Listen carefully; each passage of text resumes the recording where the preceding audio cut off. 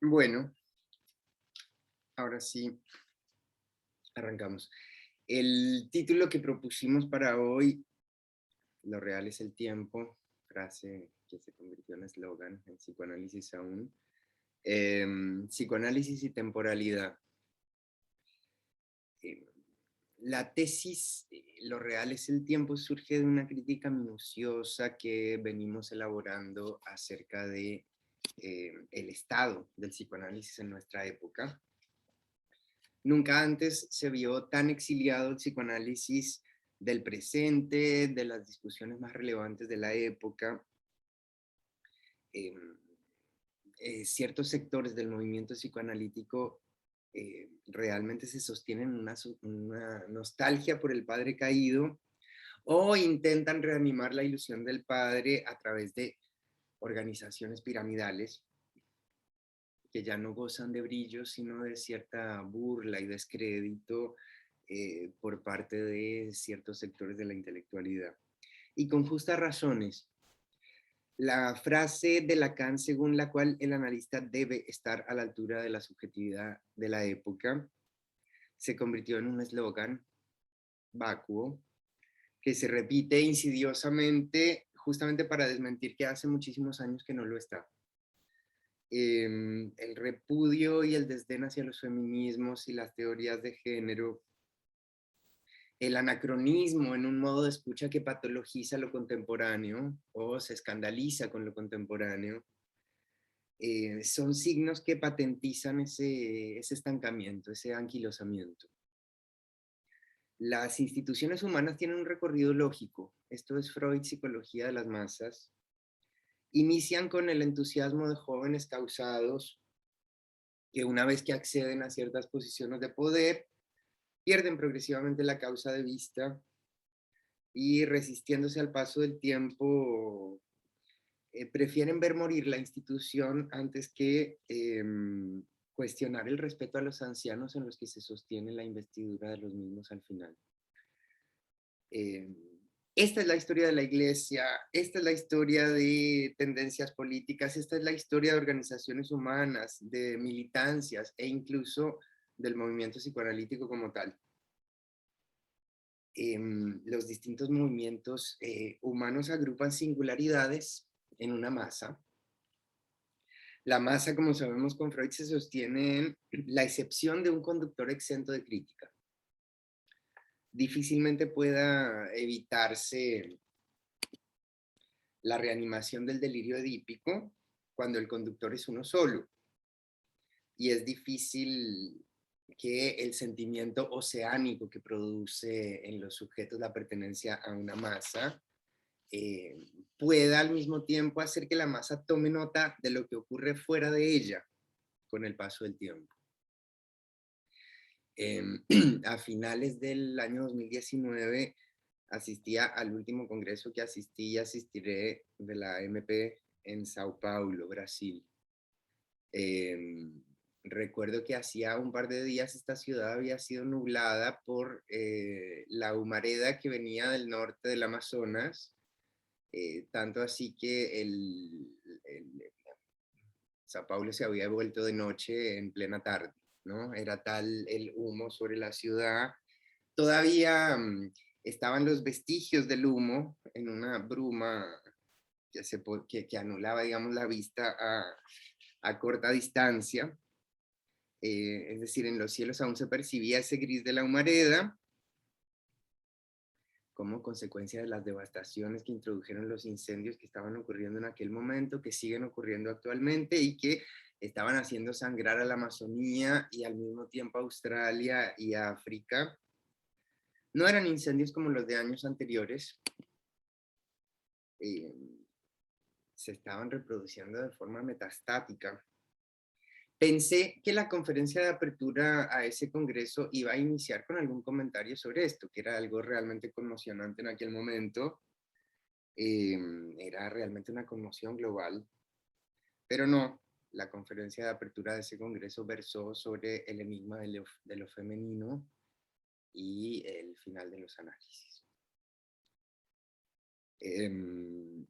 Hace apenas unas semanas, no sé si lo vieron en las noticias, un grupo de científicos del cambio climático han estado alertando a la comunidad sobre un próximo e inminente punto de no retorno, con apenas medio grado centígrado más de calentamiento global, se desencadenaría una secuencia de eventos catastróficos que van a tener en vilo a las naciones y que dejarán en condiciones deplorables a un altísimo porcentaje de la población mundial.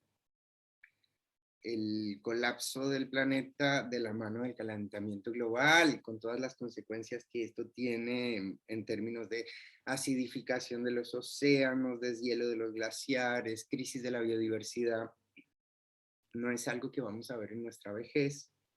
Esto es algo que está a la vuelta de la esquina. Estamos hablando de 2030, como mucho 2040. Hace unos días en la página Psicoanalistas Rancios hacía un live sobre este tema. Creo que es un tema del que todos deberíamos estar hablando. Efectivamente hemos llegado a un punto de no retorno.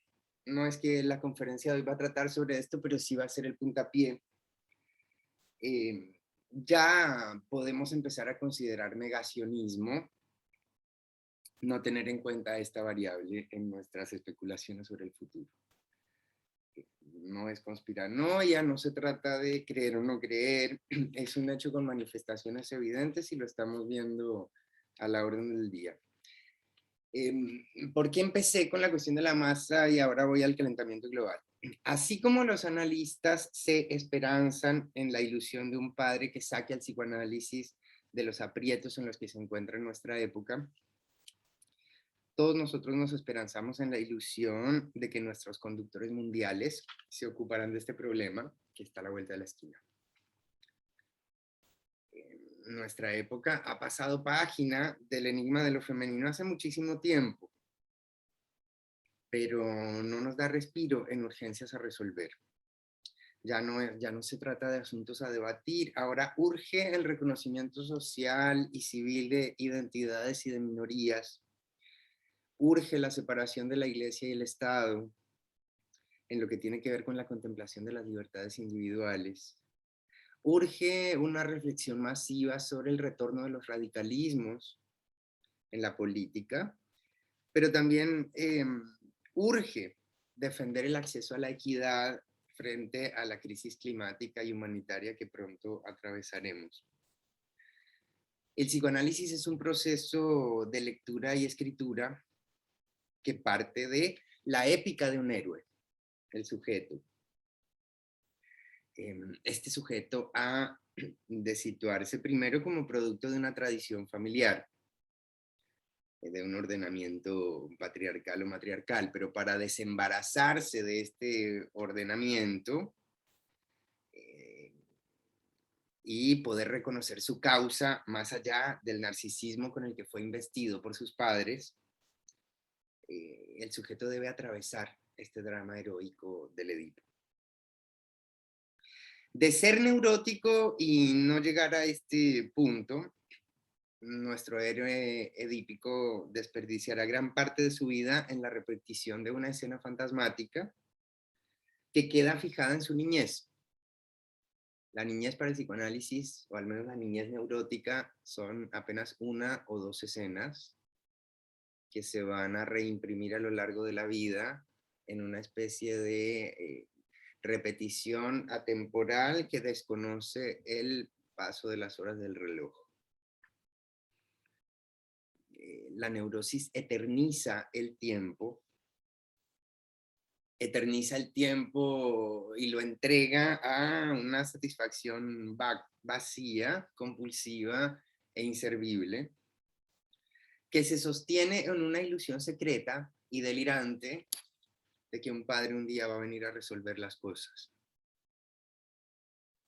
que un padre va a venir a ordenar las cosas al final. Es justamente por esta razón que Freud atribuye al inconsciente el carácter de la atemporalidad. En el inconsciente no se nace, no se evoluciona, no se aprende, no se crece y sobre todo no se muere. En el inconsciente no hay representación de la propia muerte, nos dice Freud. Esto está en un artículo que se llama De guerra y muerte, temas de actualidad. Y es por eso que no nos ocuparemos hoy, quizá mañana, de estos problemas que nos señalan la hora, el tic-tac del reloj. Es justamente para introducir la lógica del despertar en el delirio atemporal de las neurosis, que Lacan plantea un inconsciente pulsátil a contrapelo del inconsciente freudiano. El inconsciente freudiano sería ese de la repetición significante, ese de los significantes que retornan una y otra vez, ese eterno retorno de lo igual.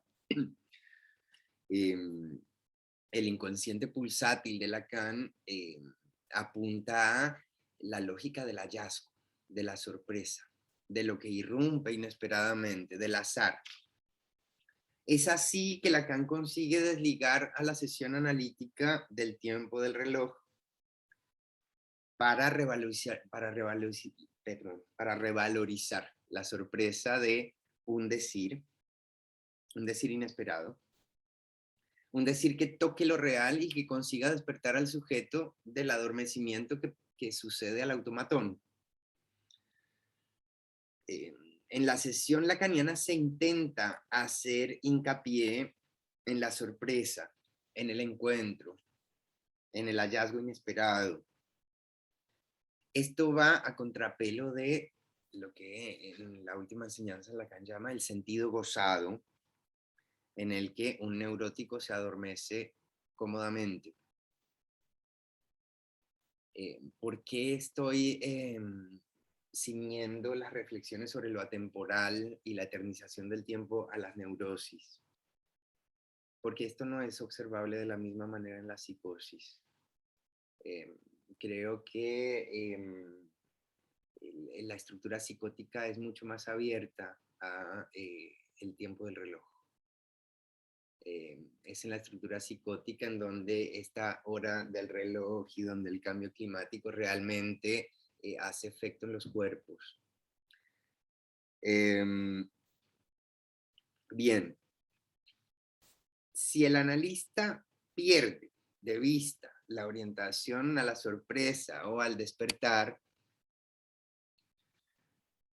la transferencia puede terminar acomodándose a una práctica burocrática que yo llamo de diezmo, donde el paciente viene a pagar y la cura puede extenderse sin cuestionamientos por parte del paciente durante décadas, muchas décadas. El neurótico no va a reparar en el tiempo perdido, esa es su enfermedad. El neurótico va a seguir pagando sin que pase nada nuevo, esa es su enfermedad. El neurótico creerá que mañana se va a resolver, esa es su enfermedad. Y si no hay despertar, evidentemente morirá en su enfermedad. En este panorama apocalíptico, ¿es respetable una práctica que se desentiende totalmente del tiempo del reloj? O a veces incluso de las urgencias en este mundo caótico y cambiante. ¿Es realmente ético introducir al sujeto en una experiencia que él desconoce puede llegar a extenderse por 2 décadas, o 3, o 4? No estoy haciendo con esto oda del psicoanálisis express, ni estoy abogando por intervenciones psicoterapéuticas rápidas o por tratamientos sintomáticos que se aparejen a los tiempos del capitalismo. No estoy abogando por aparejarnos a la demanda de eficacia del capitalismo. Sabemos que la escucha psicoanalítica introduce tiempo. Esto es interesante, es una perspectiva interesante para pensar. Un psicoanálisis fundamentalmente introduce tiempo. Un tiempo para comprender, como lo llamaba Lacan. Un tiempo para comprender que reorganiza el universo simbólico del sujeto. y reorganiza este universo simbólico para acompañarlo a las puertas del acto, no para ejecutar el acto por él, pero sí para acompañarlo a las puertas del acto separador. Pero puede este tiempo para comprender que introduce el psicoanálisis desentenderse por completo del tiempo, del reloj. En mi clínica, la cura psicoanalítica en la neurosis tiene 3 o 4 momentos, eso es algo que podemos discutir. El primer momento es el del héroe edípico, que culmina con el duelo de los padres. Culmina con el asesinato de los padres, por supuesto, a nivel simbólico. El segundo momento es, una vez atravesado el Edipo, se trata de la insistencia de la pulsión de eso que es resistente al sentido, en clave del fantasma, de la fantasía primordial. El tercer momento es el atravesamiento del fantasma, que se supondría, o mitológicamente se lo entiende como un final feliz. En realidad es el encuentro con el poder oscuro del superyo en su capa más profunda. Y el cuarto momento tiene que ver con el rearmado de una solución singular que reinvente para el sujeto un nuevo modo de lazo al otro. En un psicoanálisis se arriba a la inexistencia del otro, pero no para dejar al sujeto anclado ahí. Después hay todo un trabajo de reparación del lazo con el otro, un lazo que se acomode al deseo del sujeto. Si tuviera que ponerle tiempo cronológico, por supuesto que esto no se le puede poner un estándar, pero creo que es bastante sensato decir que no es un proceso que debería extenderse por más de 10 años, a menos que sigan pasando muchísimas cosas, ¿no? No creo que sea una práctica respetable, un psicoanálisis que se extiende por 2 décadas, 3, 4. No sé qué pasa ahí, pero no creo que sea psicoanálisis. En un paciente común que no pretende ser psicoanalista, que no pretende hacer del psicoanálisis una religión, este paciente no tiene 10 años o 20 para posponer asintóticamente la resolución de sus conflictos. Es cierto que los psicoanálisis de los analistas duran bastante más, tienen otro rigor y tienen otras coordenadas, pero considero que en esta época es realmente insensato aniñar a los pacientes, a los analizantes, en la espera de un final mitológico. Eh, Voy a decir algunas cosas más sobre el tiempo. En lo inconsciente, Freud se opone a las tesis kantianas acerca de el carácter a priori del tiempo como forma del sentido interno. Para Kant, tiempo y espacio son categorías a priori formales del sentido interno. Para Freud, la vida anímica consciente e inconsciente comporta un rasgo de atemporalidad, o mejor aún, de temporalidad trastocada en espacio. Es decir, que para Freud el tiempo no hace parte de las formas más primitivas de la conciencia, sí el espacio. Esto tiene distintas resonancias. El deseo inconsciente en Freud es infantil e indestructible, de manera que es un poder de magnitud imperiosa en las distintas fases cronológicas de la vida de una persona. El inconsciente como tal responde a un modo primario de funcionamiento del aparato psíquico que determina todo acontecer psíquico como una repetición incesante que no tiene como límite a la muerte, pues siendo atemporal, eh, no conoce de la muerte más que en lo que en la conciencia nos podemos representar de ella. el discurrir original de las neurosis sustituye los objetos primarios por objetos exogámicos, con los cuales se reproduce un cliché. Un cliché que Freud propone al modo de una especie de pirograbado, donde prima la reproducción de lo igual. Es por eso que el cliché desemboca en un armado fantasmático. En el fantasma, dice Freud, en el creador literario del fantaseo, se enhebran pasado, presente y futuro en un mismo eslabón. El discurrir del sufrimiento neurótico se sostiene justamente en el desconocimiento y la negación del tiempo. La pulsión de muerte, sabemos con Freud, empuja a la inercia, al eterno retorno de lo igual. Este eterno retorno de lo igual solamente puede ser interrumpido por una contingencia, por un azar, por un accidente, por una sorpresa, siendo el psicoanálisis una de tantas sorpresas posibles. Es decir, el psicoanálisis no es la única vía de solución de la repetición incesante. Puede ser una de tantas sorpresas posibles, una de tantas contingencias posibles. La perspectiva freudiana de la cura era justamente analizar, descomponer los circuitos de la repetición para devolverle al sujeto la libertad de elegir. Para eso se abocaba un trabajo minucioso que en la técnica freudiana se extendía por un año, no más de un año, excepto en el caso del Hombre de los Lobos, que duró 5 años. Durante ese año Freud le pedía a la persona que evitara tomar decisiones importantes hasta no finiquitar el tratamiento. El tema es que esto era tolerable porque el tratamiento duraba un año. Esta perspectiva fue anquilosada por los seguidores de Freud, los postfreudianos, que convirtieron al tiempo en un estándar, extendiendo notablemente la duración tanto de las sesiones como del tratamiento.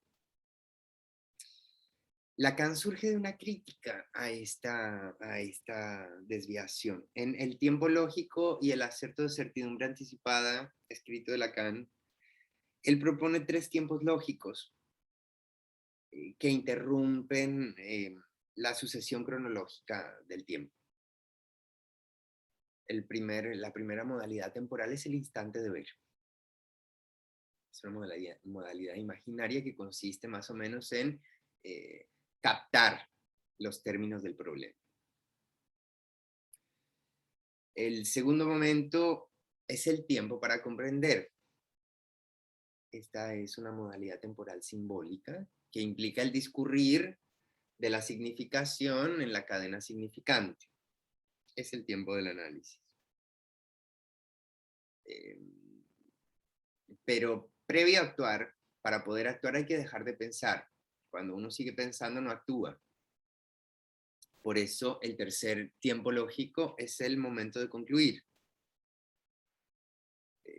Para poder concluir es necesario interrumpir el tiempo para comprender. Si no, no actuamos. Estas 3 modalidades temporales son introducidas por Lacan para pensar el despertar en la sesión analítica. Es decir, estos 3 tiempos se juegan al interior de una sesión analítica o engloban el recorrido total de un análisis. Es de la neurosis vivir en la atemporalidad, no crecer. Es de la neurosis enhebrar presente, pasado y futuro en un mismo eslabón, o refugiarse en ese influjo estático de la fantasía. Pero para Freud, tanto como para Lacan, la hora del reloj también pesaba. Es por eso que para ellos era un tema acuciante de reflexión el tema de la finalización, de la terminación de los análisis. ¿Por qué razón el psicoanálisis ha perdido de vista que lo real es el tiempo? Es momento de concluir. es realmente llamativo que el psicoanálisis eluda toda reflexión sobre el tiempo, que haya convertido a los tiempos lógicos en una burocracia que retorna en curas eternas y asintóticas. Es realmente llamativo por la sencilla razón de que no hay un solo poder anímico capaz de hacer del síntoma un cuerpo extraño. A nosotros nos enseñaron que hay solamente un poder anímico capaz de hacer del síntoma un cuerpo extraño. ¿Cuál era este poder anímico? El pagar de más. Cuando un sujeto constata que la solución de su síntoma le cuesta demasiado. Yo les voy a agregar otro motivo anímico que puede llegar a conmover la homeostasis delirante de las neurosis. Es justamente el crecer, el paso del tiempo, el cumpleaños, el tic-tac del reloj. En efecto, es verificable en la clínica que solamente el real de la enfermedad y de la muerte, de seres amados o de la propia persona, que puede forzar a alguien a salir del automatismo de su repetición. El encuentro con la finitud de la vida introduce un despertar y aparentemente con esto solo nos encontramos a partir de un accidente, algo que nos presentifique la finitud del organismo. Y así como estamos sacando a la mujer del lugar de enigma, también es preciso que saquemos a la muerte también del lugar de enigma. Del lugar de enigma. ¿A qué me refiero con esto? No es opcional morir. No es opcional morir. Digo esto porque, o sea, nos vienen como vendiendo en los medios ahora que aparentemente es opcional morir. Uno puede elegir hacerlo o no. No es opcional morir. Es lo único cierto. Es lo único cierto. ¿Cuánto tiempo ha de perder un neurótico para confrontarse con esa afirmación? Le doy la palabra a Mario Henao. Hola, gracias Megdi. Hola a todos y a todas.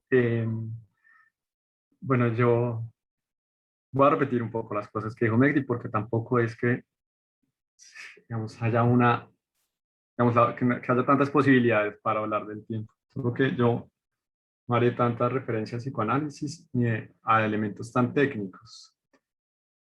Yo voy a empezar hablando de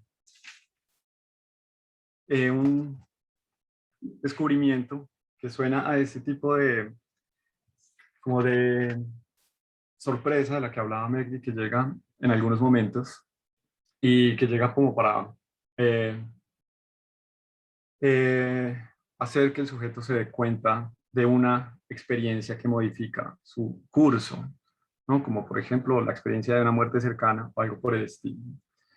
En los años 80 más o menos, un señor que se llama Stephen Jay Gould escribió un libro sobre el tiempo y comenta que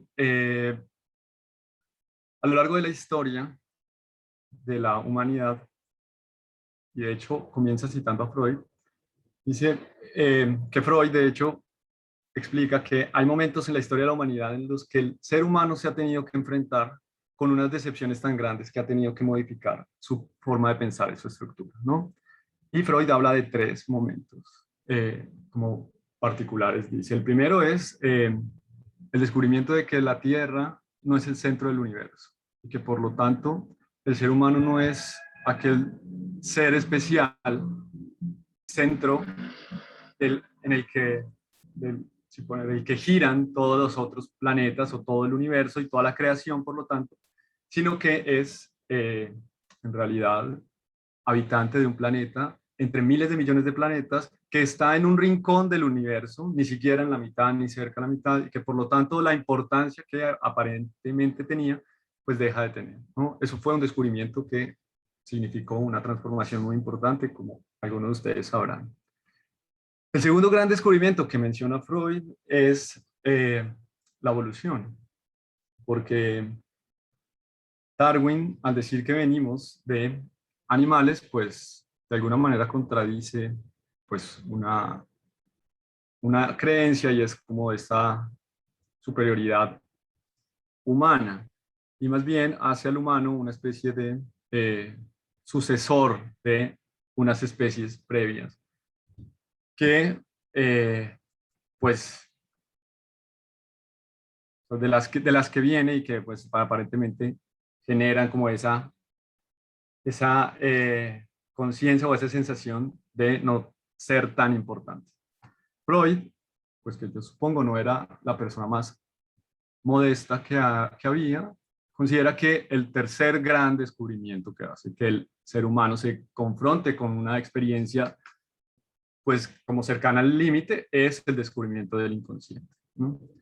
Es decir, el psicoanálisis, porque le hace entender al ser humano que esa idea de que es un ser racional y que por lo tanto es capaz de controlar todos sus impulsos, pues es falsa. En realidad está sometido a un poder o a una potencia, ¿no?, que lo domina y que incluso el discurso racional no es nada más que un producto de eso, ¿no? Sin embargo, este señor Gould dice, bueno, a Freud se le olvidó mencionar uno, que es la conciencia del tiempo. Y es que cuando la geología reconoce que el planeta Tierra, por ejemplo, existe hace miles de millones de años y que por lo tanto, y que además el universo existe hace billones de años, el ser humano se enfrenta a la conciencia de que hay un tiempo superior a su medida, un tiempo que no es capaz de representarse. El ser humano aparece en el último momento de la creación, es decir, que había todo unos miles de millones de años previos en los que ya había existencia, en los que ya había tiempo, que no viene con el tiempo el ser humano, y que además el tiempo humano es un tiempo muy pequeño, ¿no?, ínfimo, ¿no? La medida, digamos, podríamos pensar de vida de un ser humano, pues casi que podría abarcar un siglo, pero eso pues en casos excepcionales, pero no suele ser, pero podría ser más o menos. Es decir, una proporción muy pequeña en relación al tiempo transcurrido. O sea que hay un mundo que existió antes de nosotros y ese tiempo previo, que se nos parece de alguna manera inaccesible, pues nos genera también una cierta angustia y este tipo de tiempo lo llamaron los geólogos el tiempo profundo. Y lo llamaron así porque en realidad no saben cómo llamarlo. En realidad no se sabe cómo mencionar o hablar de ese tiempo. Y pues esto, digamos, me lleva a mí a una pregunta retórica, gigante, que es más bien como para generar discusión que para buscar una respuesta. Y es, bueno, finalmente, este descubrimiento de un tiempo profundo y de un tiempo geológico que es superior a nuestra medida, pues, ¿qué nos dice del tiempo? O sea, ¿qué conciencia tenemos entonces ahora del tiempo? No solamente de que nuestro tiempo es pequeño o mínimo, sino de que efectivamente, yo acá un poco como abusivamente, es el tiempo. Porque pues el tiempo se aparece como algo totalmente irrepresentable, ¿no? Se puede experimentar, pero no representar. Y lo que hemos hecho a lo largo de la historia, desde que se conoce este tiempo profundo, es apelar a las imágenes para poder describir el tiempo. Y entonces, la única manera en la que podemos dimensionar una existencia temporal es por medio de metáforas. Y hay dos grandes como metáforas que son las que se han usado de manera como tradicional para hablar del tiempo, que son el tiempo como una flecha, es decir, el tiempo como una especie de dirección única, ¿no?, que tiene un principio, una potencia inicial y se dirige hacia un fin, ¿no? Es decir, en algún momento va a llegar el fin del tiempo. ¿Por qué? Porque el tiempo va avanzando en una sola dirección. Y la segunda imagen es el tiempo cíclico, es decir, el tiempo en realidad ocurre de una forma circular, no siempre se está repitiendo. Esas dos imágenes, esas dos metáforas del tiempo no son excluyentes ni contradictorias entre sí. Son más bien dos maneras de poder concebir el tiempo, porque es la única manera en la que podemos hablar de él. Y esto, pues uno podría como representárselo, o más bien como explicarlo, o entenderlo, tal vez, no sé, haciendo pues una reflexión muy sencilla, que tal vez sea equivocada, pero pero que yo intentaré con ustedes, y es cómo podemos definir estos tres tiempos que hemos aprendido a diferenciar, ¿no? Pasado, presente y futuro, ¿no? Podemos hablar de la existencia de esos tres tiempos, es decir, podemos saber que el presente existe, y uno, pues la respuesta fácil es claro, el presente existe porque lo estoy viviendo. Sin embargo, pues el presente nunca está presente porque siempre está pasado. Digamos, el presente siempre deja de ser presente de manera muy rápida y por lo tanto se convierte en pasado. O sea que no existe el presente. Pareciera entonces que sí existe el pasado, ¿no? Porque si el presente lo único que se convierte es en pasado, pues el pasado parece estar presente. Sin embargo, pues tampoco podemos dar fe de la existencia del pasado precisamente porque ya pasó, ¿no? Precisamente porque es algo que está en un tiempo que ya no es presente y que por lo tanto no tenemos acceso a él. Y lo único que podemos hacer es empezar a especular y confiar en que hubo ese pasado. Y pues eso nos queda, digamos, solamente con el futuro, que sería como nuestra única esperanza de existencia. Sin embargo, pues es más fácil decir que el futuro no existe en la medida en que el futuro es una incertidumbre de algo por venir, pero que no sabemos qué va a ocurrir. En esta, digamos, como reflexión simple, pues uno puede llegar, digamos, a una angustia, es decir, el tiempo no existe. Entonces, y en esa inexistencia del tiempo, pues entonces, ¿cuál es la manera de estar en el mundo, en un mundo sin tiempo? Sobre todo en un mundo que, pues como bien decía Megdi, a pesar de nuestra dificultad para experimentar, o más bien para definir qué es el tiempo, se nos presenta como un mundo cercano al fin de los tiempos, ¿no? Siempre en constante riesgo de finalizar, finiquitarse. Así que, digamos, la experiencia del tiempo que está por terminar, sí la podemos vivir, pero no podemos definir esa, digamos, esa medida o esa dimensión que es en la que estamos viviendo. Pero, sin embargo, hay algo que nosotros podemos hacer, y es actuar.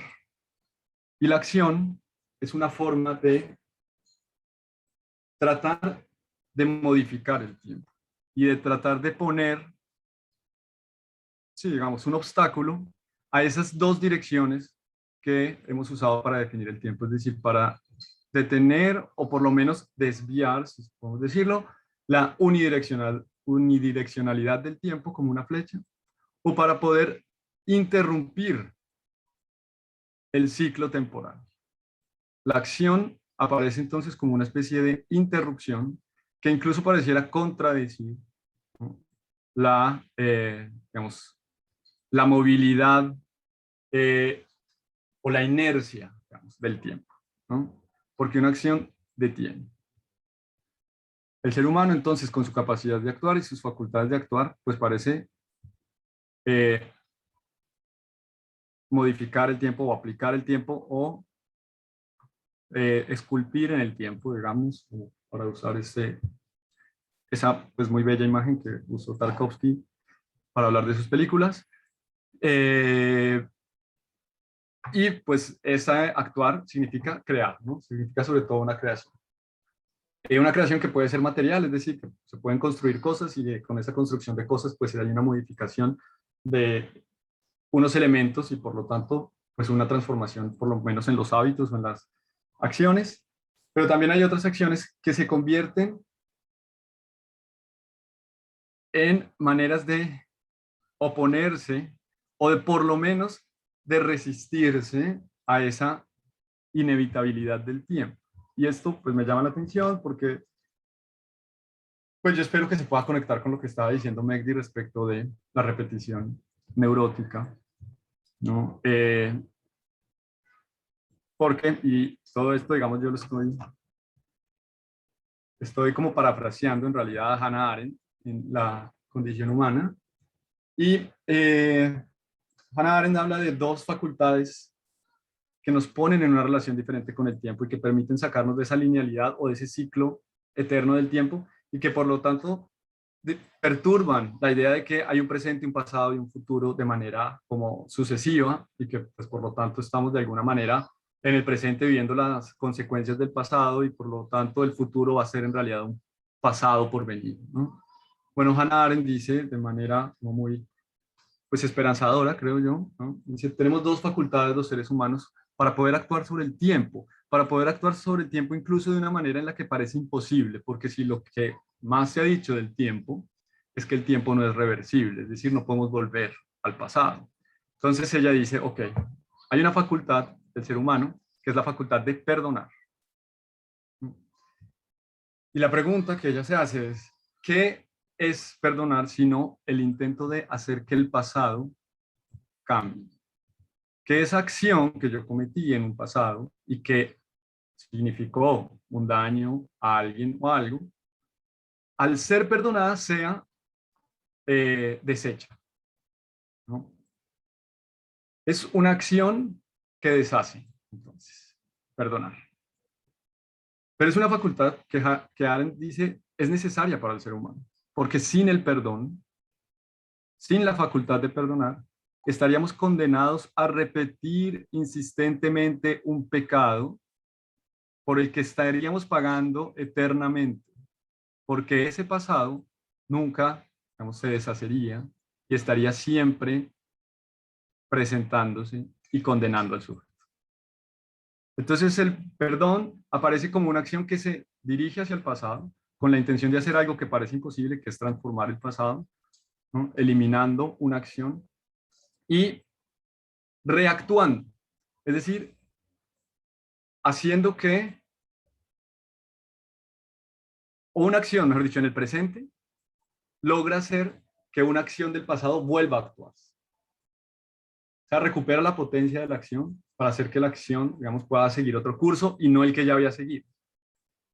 Y la otra facultad que es necesaria también para la humanidad es la facultad de hacer promesas y cumplirlas. Porque la promesa es una apuesta por el futuro. El futuro es incierto y es una gran inseguridad. Nunca sabemos lo que va a pasar. Entonces prometemos.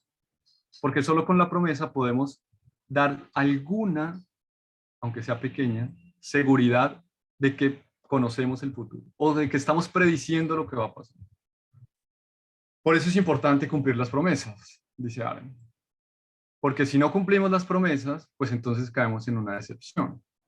Y si no somos capaces de hacer promesas y cumplirlas, el problema o la consecuencia de eso no es tanto que vayamos a ser desconfiables en el sentido de que yo no voy a confiar más en esta persona que me ha prometido tantas veces algo que nunca ha cumplido, sino que lo que se pone en riesgo en ese momento, o digamos en esa cuestión, es la identidad. Sin promesa y sin cumplir promesas, no hay identidad. Porque hay algo que caracteriza, digamos, a la humanidad y es su no saber. No sabemos lo que hacemos. Sin embargo, hacemos cosas. Por no saber lo que hacemos, cometemos errores. Hacemos cosas mal. Necesitamos el perdón, porque si no, nos vamos a quedar enterrados en ese mal hacer del pasado.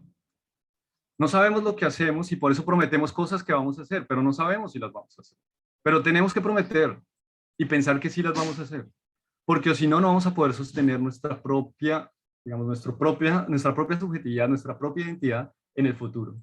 Porque si yo digo que voy a hacer algo mañana y ya no lo hago, pues entonces quien queda en duda soy yo. Así que lo que Hannah Arendt y lo que yo, digamos, quería venir a compartir con ustedes acá es que si el tiempo aparece como algo inmenso, inconmensurable, algo que trasciende nuestra propia capacidad de medir, ¿no?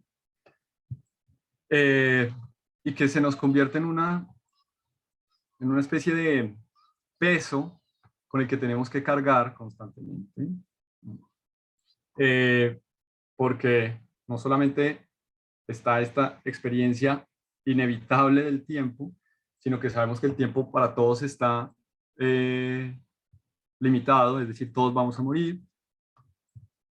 Y esa experiencia, o ese conocimiento más bien, nos puede generar pues una crisis, y la crisis puede llevar, digamos, a la quietud. Existen formas de responder a esa experiencia, digamos, existencial, del tiempo. Y tanto la capacidad de perdonar como la capacidad de prometer y de cumplir las promesas recuerdan y señalan nuevamente una característica humana o una característica que el ser humano necesita recordar siempre. Si bien es cierto que todos vamos a morir y que tenemos esa conciencia y que no es opcional, como decía Megdi, no podemos decidir no morir, Hannah Arendt dice algo que a mí me parece muy bello y es: el ser humano no vino a morir, pues no nació para morir. No es un ser para la muerte, es un ser para la acción. Y en ese actuar, ¿no?, en ese hacer cosas, crea comunidad, crea solidaridad, crea apoyo. Y en la solidaridad, en la capacidad de perdonar, por ejemplo, o en la capacidad de prometer, lo que se apuesta no es tanto la individualidad, como que yo soy una buena persona y perdono, o yo soy una buena persona y cumplo mis promesas, sino que lo que se apuesta ahí es la capacidad creadora de la acción, que es la única manera, es la única forma en la que como seres humanos podemos creer que es posible vencer la muerte, no nuestra propia muerte, sino la muerte como único destino de la humanidad.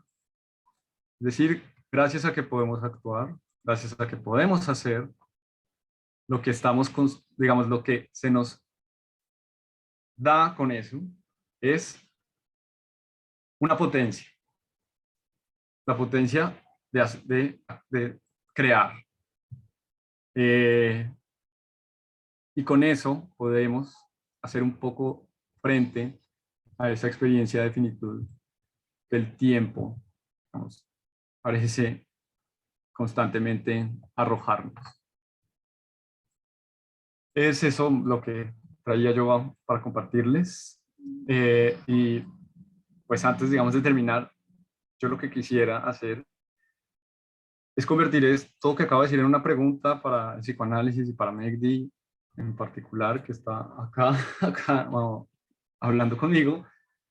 Y es, pues si es esta capacidad de perdonar y esta capacidad de prometer, pues no aluden también a esas necesidades de poder resolver una acción pasada que no deja de manifestarse en el presente y que se convierte en una especie de tiempo cíclico eterno, ¿no?, que no se mueve, o sea, que se mueve pero no avanza. Y si eso no es más o menos lo que estabas diciendo, Megdi, respecto a la neurosis y a la repetición digamos, de esa experiencia, a la intención de ya mañana va a venir, ya mañana va a llegar, ya mañana va a aparecer. Mientras eso, pues siempre, digamos, se mantiene en la misma experiencia. Y la otra pregunta que me gustaría hacer es, si bien, vamos, en el inconsciente no hay tiempo, o desde Freud el inconsciente no está atravesado por el tiempo, yo me pregunto, o más bien, olvidándolo del inconsciente del tiempo, para hacerlo más sencillo, si comienzas hablando del cambio climático y de la aparente inevitabilidad de un colapso climático, ¿cómo pensar el futuro? ¿Cómo pensar el futuro no de una forma catastrófica, no de una forma siempre en riesgo, ¿no? Porque finalmente lo que el futuro significa es el temor, ¿no? El temor a no saber lo que va a pasar, ¿no? Y nuestra respuesta generalmente a ese temor de no saber lo que va a pasar es que va a pasar lo peor, ¿no? Lo peor siempre está por venir, porque no ha venido, digamos, porque nunca ha llegado lo peor, ¿no? O sea, lo peor que va a llegar es cuando ya no haya nada por venir, ¿no? No cuando haya algo peor, sino cuando ya no haya nada por venir. Y como todavía hay por tiempo por venir, todavía hay cosas por venir, pues entonces todavía no ha llegado lo peor, ¿no? Pues hay manera de salir de esa forma de vislumbrar el futuro. Es una pregunta para comentarla, no espero que me la respondas en términos de sí. quédate tranquilo, vamos a, si no, si hay alguna, digamos, ¿qué te resuena a ti esa, pues, como esa repetición de un futuro catastrófico? Muchas gracias por su atención. Bueno, qué preguntas.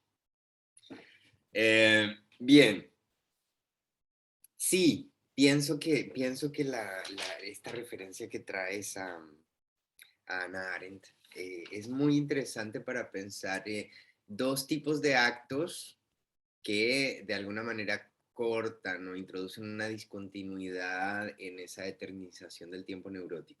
Es esto. Perdonar y prometer para esta autora son dos actos que para quienes conocen de Lacan serían una tiqué, introducirían una discontinuidad en la repetición incesante de las neurosis. ¿Mm? ¿Por qué? Porque implican otro modo de manejo temporal. En el caso de perdonar, se me ocurre, digamos, salir de las resonancias morales que puede llegar a tener este verbo, se me ocurre pensar en el duelo. Efectivamente, para el psicoanálisis, el duelo es un trabajo que cierra con un acto que lo clausura. Pero en el duelo, como sabemos con Lacan, no estamos duelando a la persona amada. Estamos duelando lo que hemos sido para esa persona. Es decir, nos estamos perdiendo a nosotros mismos y en el acto de perdernos a nosotros mismos estaríamos volviendo a nacer.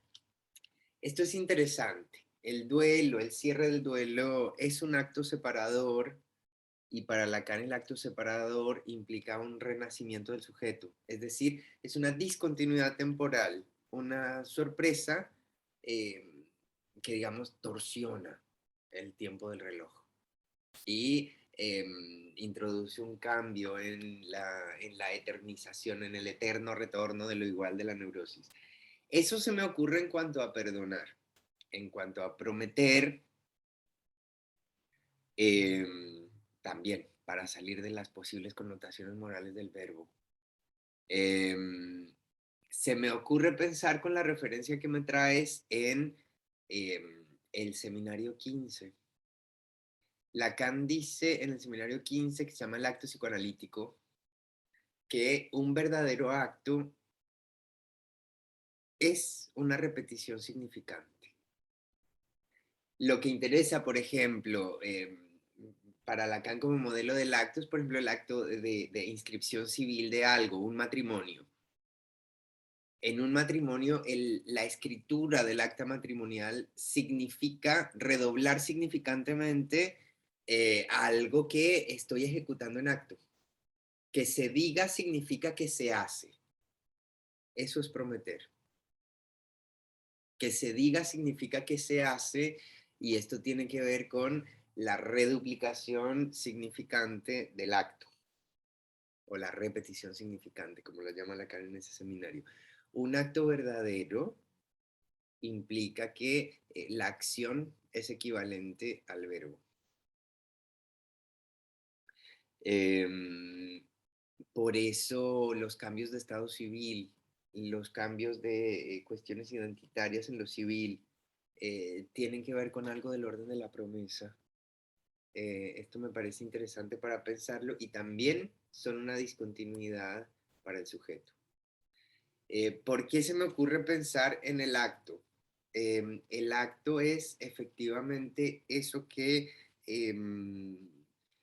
corta la repetición incesante de las neurosis, eso que produce un sujeto nuevo.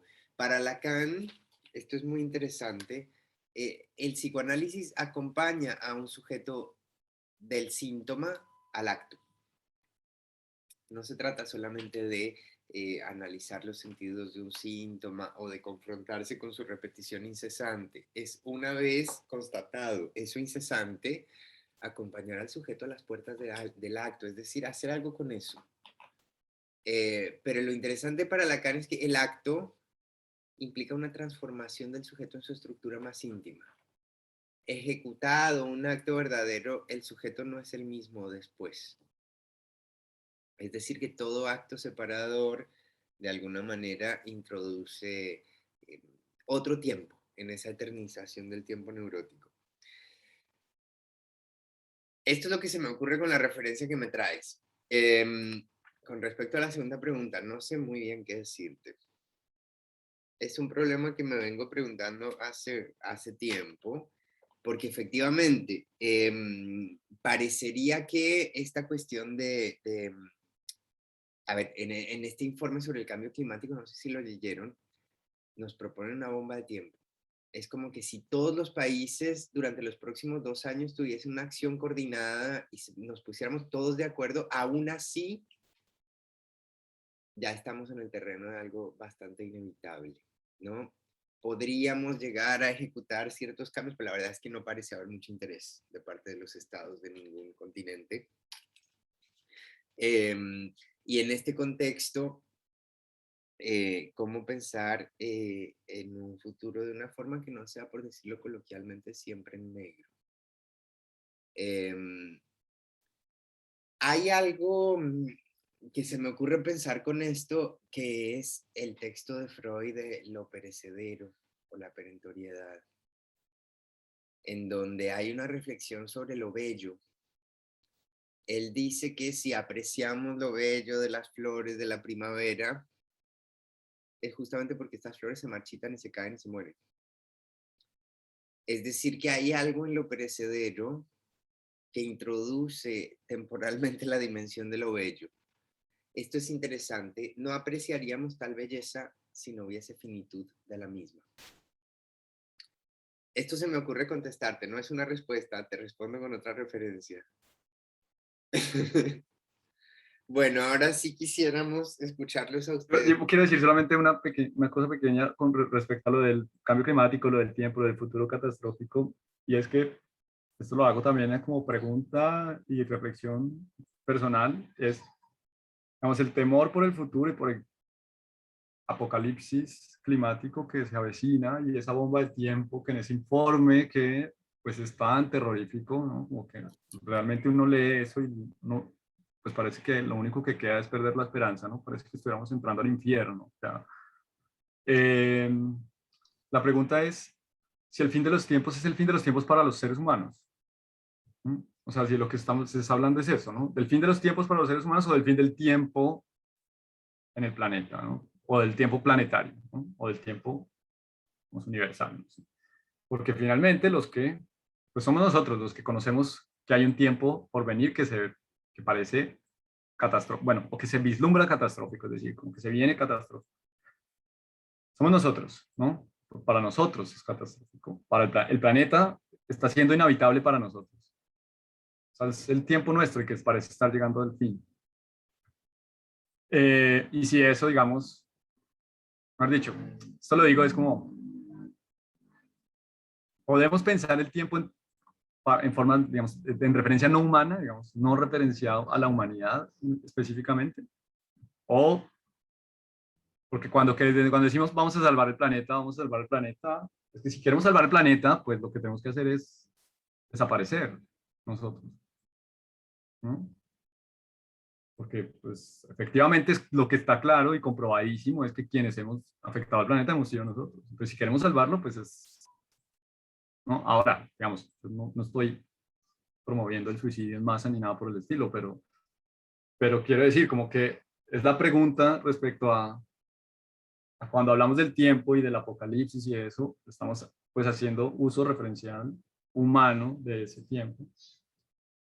Y tal vez, solamente como una posibilidad hipotética, si pensáramos en las formas de, digamos, de experimentar o de lo que puede llegar a ser el tiempo para otras especies, ¿no? Tal vez nuestra forma de actuar sería diferente, ¿no? Yo voy a terminar con esto para que puedan hacer preguntas o descargos. Y es pensar en los árboles no es solamente como una figura, digamos, como, o ser ecologista o algo así, sino es pensar en organismos que llevan en el planeta Tierra cientos de años.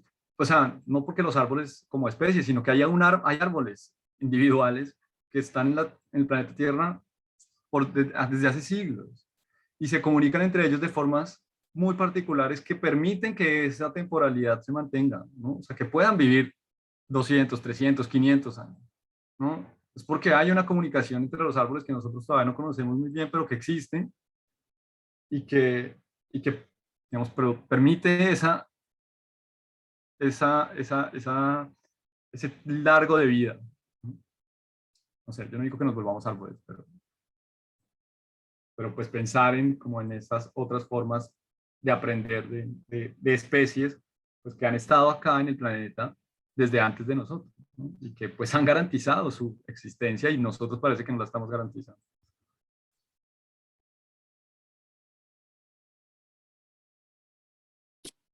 Bien, los quisiéramos escuchar un poco.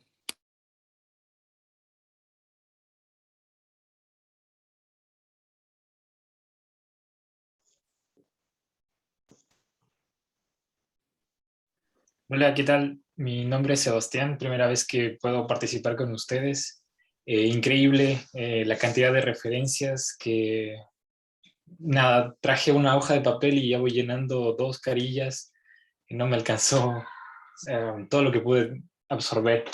Em, Tengo un par de preguntas, pero supongo que debe haber otras personas que quieran resolver también sus dudas. Me interesa mucho saber si es que para Freud y para Lacan el tiempo se piensa de la misma manera.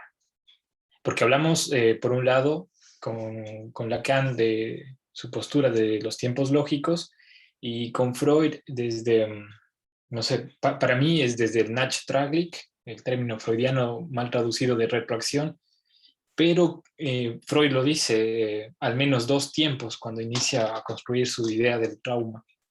Quisiera, no sé, saber sus perspectivas acerca de este tema temporal.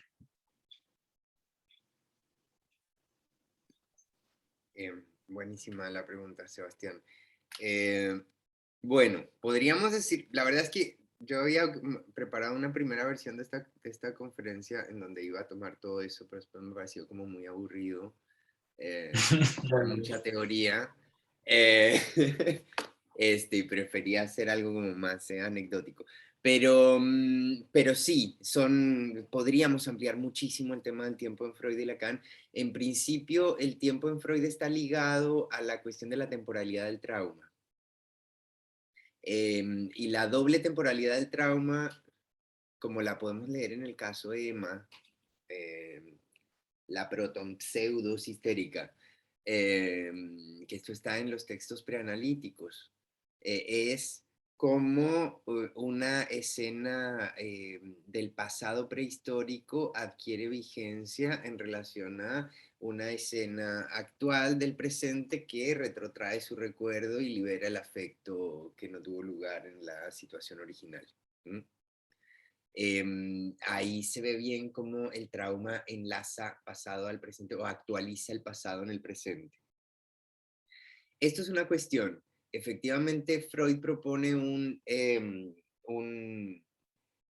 a posteriori en relación a el presente puede introducir eventos, contingencias que actualizan por nexos asociativos, por nexos lógicos, escenas del pasado, que solo adquieren eficacia traumática a partir de algo del presente. Esto es, esta es la constitución del trauma. Un acontecimiento en la vida no tiene eficacia traumática salvo porque entre en conexión asociativa con una escena cuyos nexos lógicos permitan o posibiliten su reanimación. Esta es una dimensión del tiempo. Después hay otra dimensión del tiempo que es el tiempo de la pulsión de muerte. Es esto del eterno retorno de lo igual, ese empuje al retorno de lo inanimado. La pulsión de muerte es lo que se cuela de manera autodestructiva, insidiosa en el síntoma, empujando al sujeto a estar siempre en el mismo lugar, a satisfacerse siempre con lo mismo, a que solamente cambie el nombre de los personajes, de la escena actuada, pero la escena siempre sea la misma y él esté siempre en la misma posición. Este es el destino karmático del que se quejan los neuróticos. Entonces acá tienes ya dos dimensiones del tiempo. Y tienes por otro lado el sustrato de todo esto, que es la atemporalidad de los procesos inconscientes. Eso con Freud.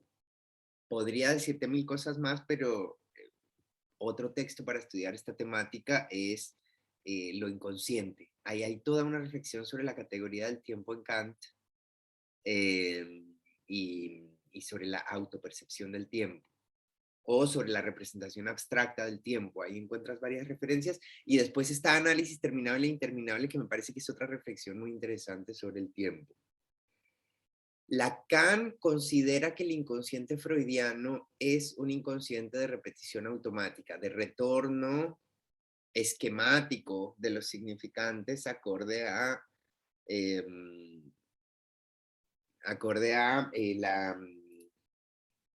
la estructura del inconsciente, en tanto estructurado como un lenguaje. La única manera de introducir un corte en esa repetición incesante de significantes, donde el sujeto se encuentra siempre con los mismos significantes que lo representan frente al otro, es la concepción del inconsciente pulsátil. A Lacan le interesa más como formación del inconsciente, por ejemplo, el lapsus o el chiste, que el síntoma en ese sentido. El síntoma coagula significaciones, mientras que el lapsus o el chiste involucran más bien un encuentro con lo sorpresivo. La sorpresa de un decir que de alguna forma cuestiona o pone en jaque al automatón de la repetición significante. La idea del inconsciente pulsátil es torsionar el tiempo eterno del discurrir neurótico.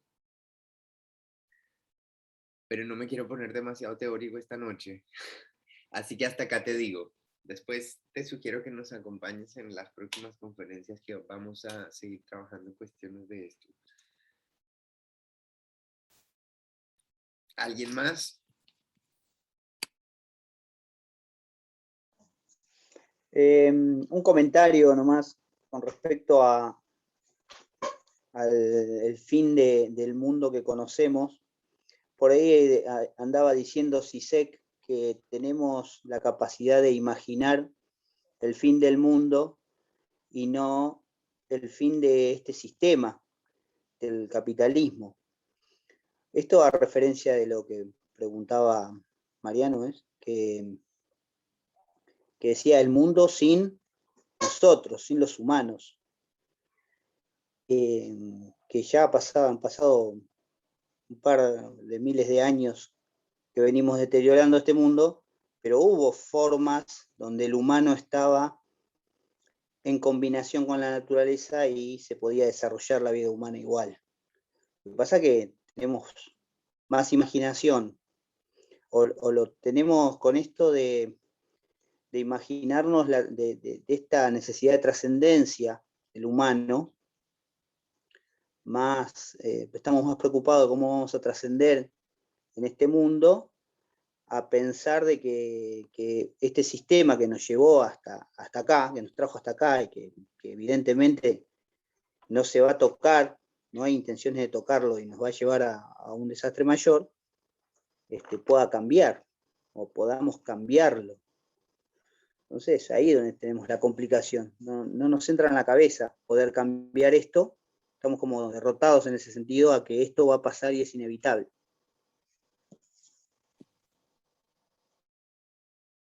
Yo creo que el día que el agua empezó a cotizar en Wall Street es el día en donde se declaró esta irreversibilidad. O sea, me parece que es una declaración de que no hay mucho interés en modificar el curso sobre el asunto. Creo también que efectivamente es mucho más fácil imaginar un futuro catastrófico y que colapsa, digamos, porque viene un meteorito y nos mata, o porque no se hierven los océanos, y entonces, bueno, eso es más fácil y más, como parece mucho más espectacular, ¿no? Y finalmente es irresponsable en el sentido de que no es, o sea, es una catástrofe, ¿no? Eso se puede imaginar, que tomar acción, ¿no? Presente. sobre lo que ocurre, que sería, por ejemplo, pues dejar de consumir o consumir de una manera menos dañina, si es que eso es posible, ¿no? Pero bueno, como que efectivamente esa referencia de CICEC es como, claro, tenemos mucha imaginación, ¿no? Lo que nos falta tal vez es acción, ¿no? Acción en el presente, ¿no? Imaginamos hacia el futuro porque finalmente, pues, ¿qué puedo poder hacer? Ya me va a matar un meteorito o el cambio climático. No, bueno, tal vez sí haya algo para hacer si actuamos, ¿no?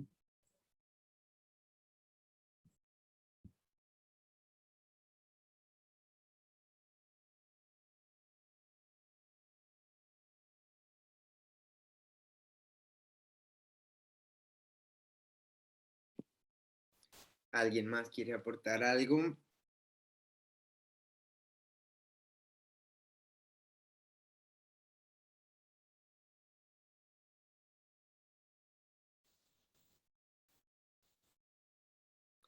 Bueno, si ya estamos, los invitamos a la del próximo miércoles, que va a versar sobre la autorización del analista, especialmente la autorización del analista joven.